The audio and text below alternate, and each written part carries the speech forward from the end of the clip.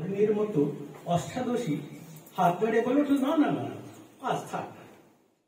ছেলেটি কোনো প্রতিক্রিয়া না দেখে নির্বিচারে চলে যায় ভোজনের অন্ন খেতে। ভাবখানা এমন যেন এই তো সুযোগ, মালিকের অন্তত একটা আইসক্রিম বাঁচবে।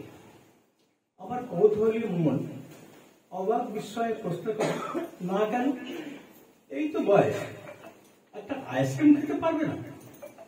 মেয়েটি দৃঢ় অথচ সাবলীল ভাবে ঐতিহাসিক উত্তর দিল, আগামীকাল সদনে গানের অনুষ্ঠান আছে, অষ্টাদশীর কোনোদিনও আইসক্রিমের স্বাদ বোঝা হলো না।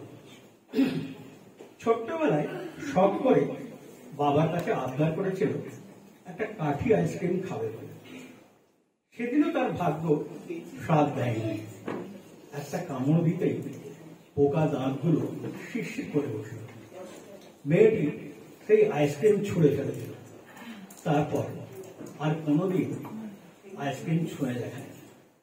আইসক্রিমের স্বাদ বোঝার ইচ্ছে প্রকাশ করেনি। এখন তো প্রতিদিন সন্ধ্যায় মেহফিলে ইমাম কল্যাণ, ভূপালী রাগ তাকে ছিঁড়ে খায়।